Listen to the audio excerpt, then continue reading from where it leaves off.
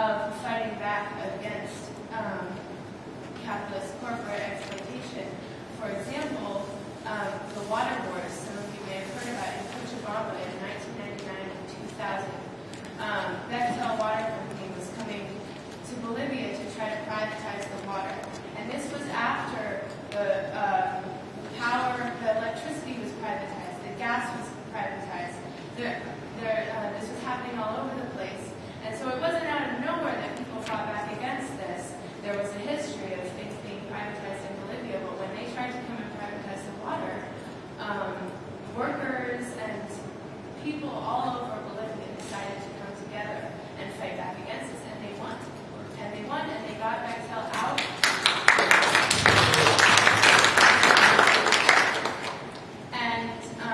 And one of the main players in that was Evo Morales, who was a coca farmer. He was a cocalero outside Cochabamba, and he was a labor leader, and he helped fight against Bechtel, and now he's the president. So that's a little tiny bit of history of Bolivia and of precedent for this conference, and people fighting back against corporations, and people are aware that it's not bad luck, that they're not being able to produce what their family has produced for decades. It's a serious change that's due to exploitation.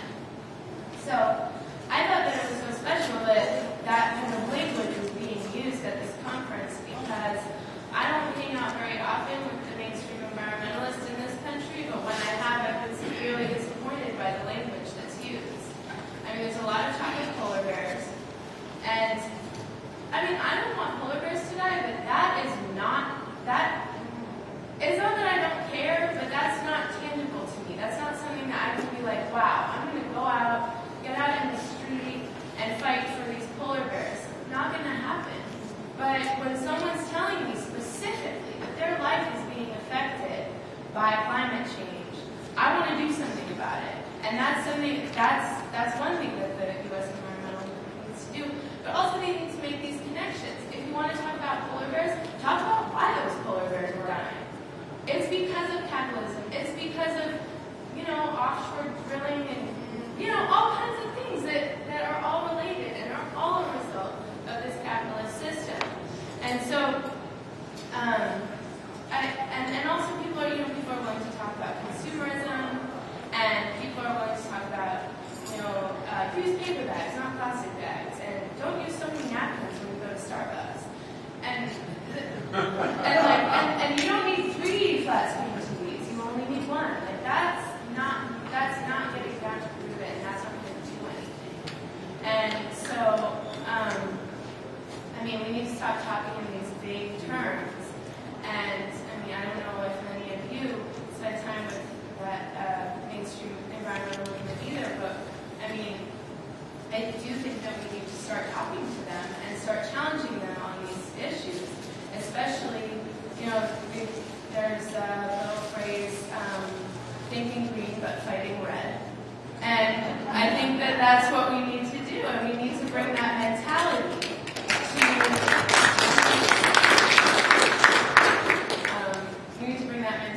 to the struggle against climate change.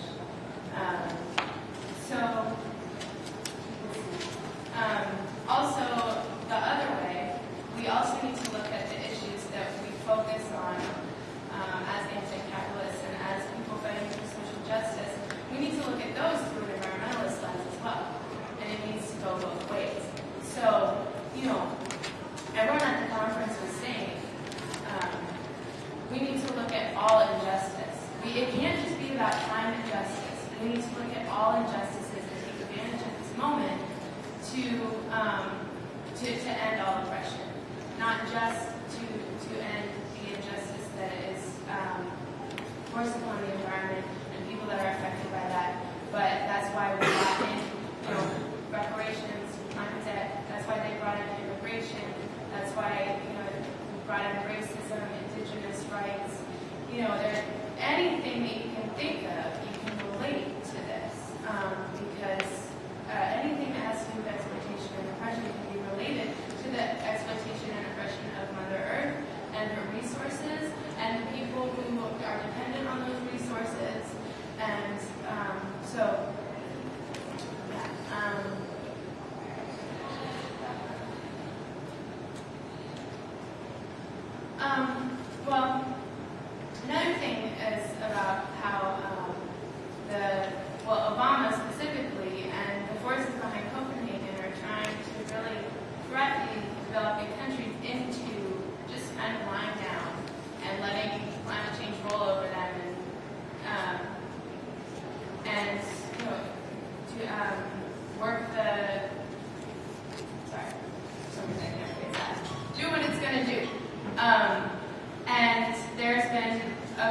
really large resistance movement against that from the governments of developing countries that we haven't heard about. A lot of us haven't heard about it, but the Ecuadorian leader refused to sign the Copenhagen Accord.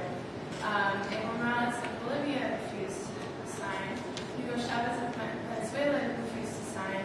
A lot of countries refused to sign. And when they refused to sign, Obama told them that the U.S. would stop giving them money, would stop giving them aid.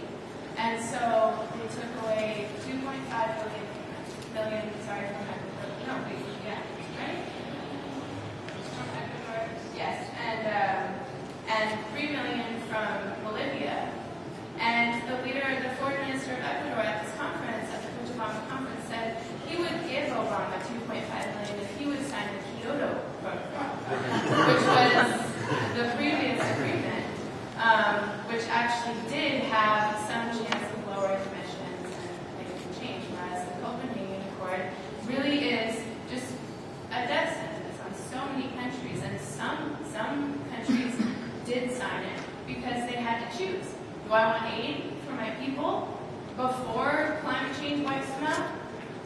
Or do I want to fight against this and take a stand? And that's really the decision that people had to make at Copenhagen. And so I think that's about it. I just wanted to open people's eyes up a little bit to this resistance movement and hopefully get some support for the anti-capitalist, anti-oppression side of this, rather